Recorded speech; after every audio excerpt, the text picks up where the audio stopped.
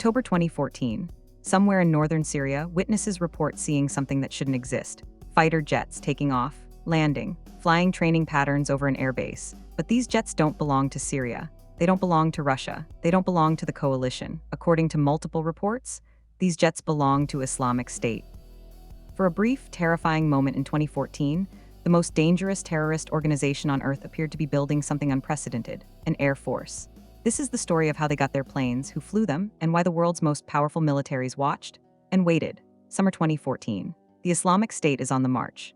In June, they shocked the world by capturing Mosul, Iraq's second largest city. Their black flags spread across a territory larger than Great Britain. But in Syria's Raqqa province, the heart of their self-declared caliphate on obstacle remained, the last symbol of Syrian government power in the entire region.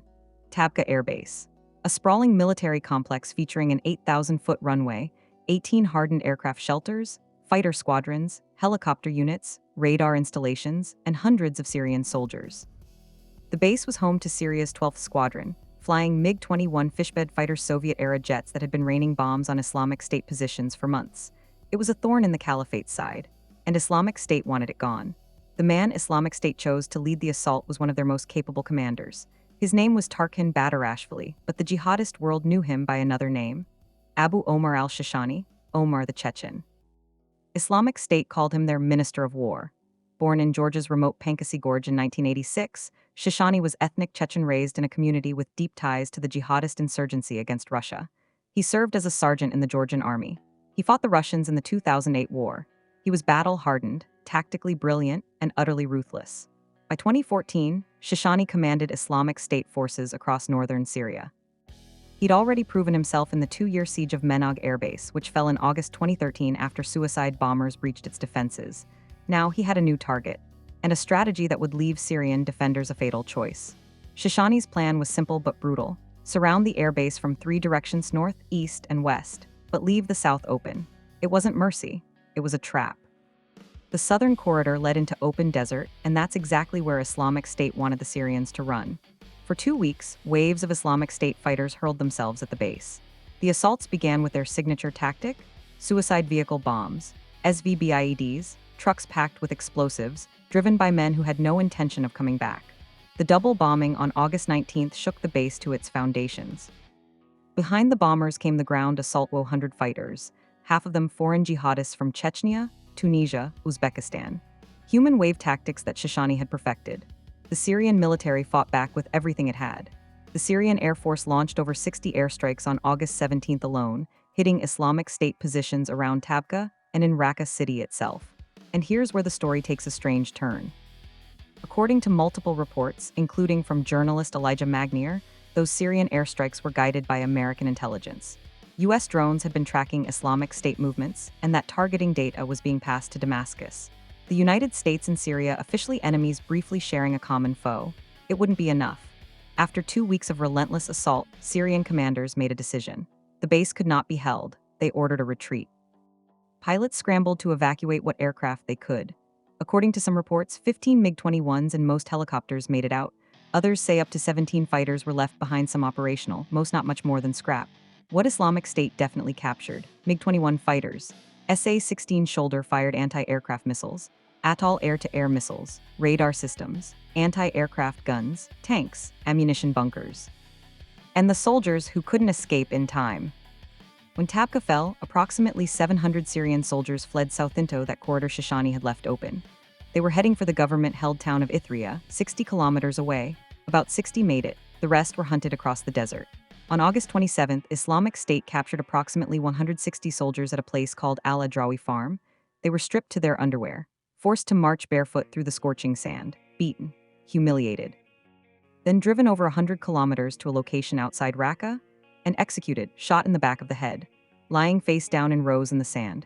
Islamic State filmed it all. They published the names. 160 to 200 men, some were pilots, and Islamic State claimed they weren't done with all of them. Days after Tabqa fell, accounts associated with Islamic State made an extraordinary claim. They said they had captured Syrian Air Force pilots at the base. And those pilots were being forced to train Islamic State fighters to fly the captured jets.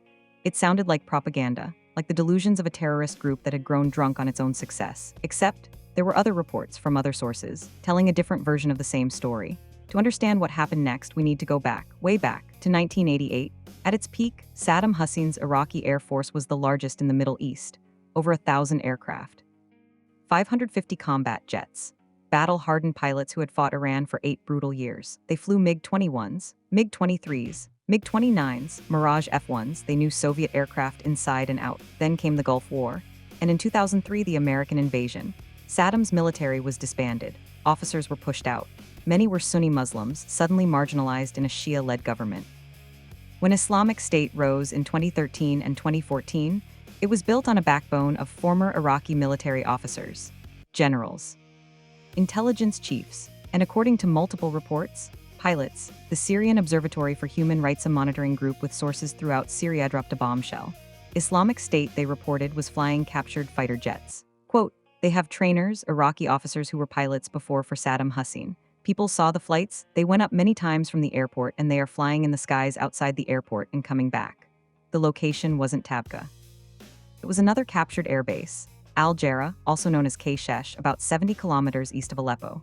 Witnesses reported jets flying low, apparently to avoid Syrian radar. MiG-21s, maybe MiG-23s. The base was just 45 miles from the Turkish border, 45 miles from NATO territory. On October 18th, a video emerged. Filmed near Kshesh, it appeared to show a jet landing at the Islamic State-controlled base. Aviation analysts who examined it said it was probably an L-39 Albatros, a Czech-built trainer aircraft that Syria also used for ground attack missions. The L-39 made sense.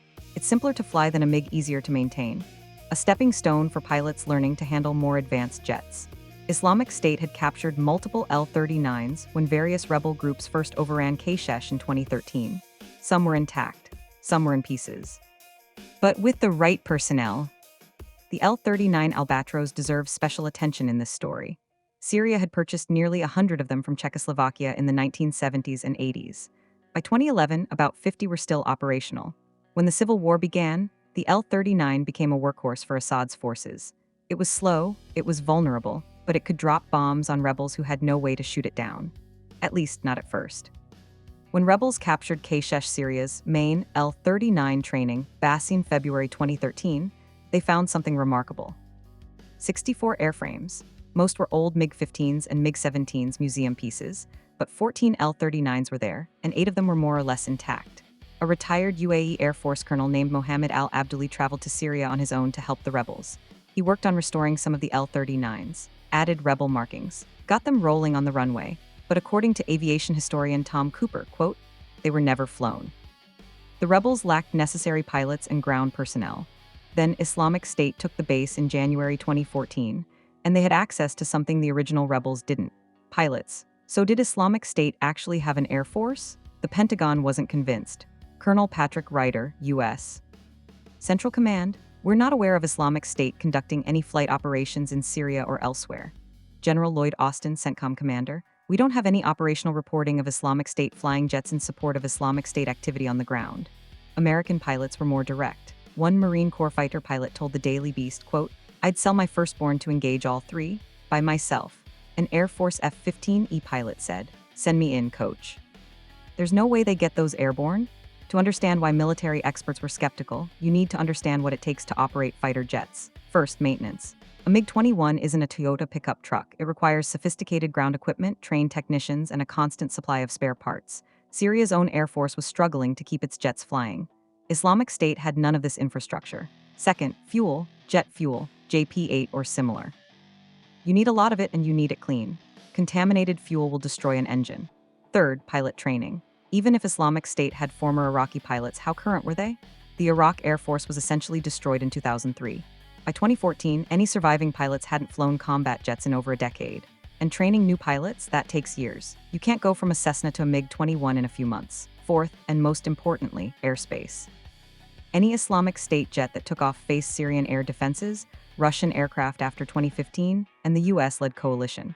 The moment an Islamic State plane posed a real threat, it would have been shot down. An Air Force official put it bluntly, "It's simply not worth it beyond an easily discreditable propaganda ploy." The truth is probably this: Islamic State did capture aircraft. Some were functional enough to taxi. A small number may have been flown briefly, at low altitude, for short distances, primarily for training and propaganda purposes. Former Iraqi pilots may indeed have joined Islamic State and attempted to train fighters. The captured Syrian pilots may have been coerced into helping, though their ultimate fate is unknown. But an operational Air Force, capable of conducting combat missions? Almost certainly not. The Syrian government claimed in October 2014 that it had shot down 2 Islamic State jets attempting to land at Kshesh. This was never verified. It may have been propaganda of their own, proof that the Islamic State Air Force wasn't such a threat after all. Here's the irony. While the world focused on whether Islamic State had MiG fighters, the group was quietly developing an air capability that actually worked. Drones, not the million-dollar predators flown by the US military. Cheap, commercial quadcopters, the kind you can buy on Amazon for a few $100s. By 2016, Islamic State was launching 60 to 100 drone attacks per month across Syria and Iraq. They rigged DJI Phantoms to drop grenades and small bombs. They used them for reconnaissance before suicide bombings. They filmed their attacks for propaganda. The head of U.S. Special Operations Command called armed Islamic State drones the most daunting problem of 2016. They destroyed at least 56 Iraqi military vehicles. They killed or wounded over 100 Iraqi soldiers. Islamic State's real air force wasn't MiGs and L-39s. It was a fleet of plastic quadcopters that cost less than an iPhone. In March 2017, US-backed Syrian Democratic Forces recaptured Tabqa Airbase. Islamic State had heavily damaged the runway before retreating, making sure no one else could use it either. Abu Omar al-Shishani, the architect of the original assault, never saw it. He was killed by a US airstrike in July 2016, reportedly while trying to shore up collapsing Islamic State defenses south of Mosul. The $5 million bounty on his head was never collected. When regime forces eventually recaptured Kshesh Airbase in 2017, some L-39s were reportedly still there. Never flown by Islamic State, never used in combat, just sitting, monuments to an ambition that exceeded capability. So was there ever truly an Air Force of Islamic State? The answer is sort of. For a brief moment in 2014, a terrorist organization possessed fighter jets, captured pilots, and the ambition to take to the skies. They may have conducted limited flights. They certainly used it for propaganda, but as a military capability, as a genuine air force, no. The gap between capturing an airplane and operating an air force turned out to be vast, measured in decades of training, billions of dollars in infrastructure, and the kind of institutional knowledge that can't be seized in a raid. What Islamic State proved instead was something arguably more concerning, that in the 21st century, you don't need MiGs to threaten modern armies from the air. You just need a credit card and access to Amazon. The sky is no longer the exclusive domain of nation-states, and that's a lesson the world is still learning.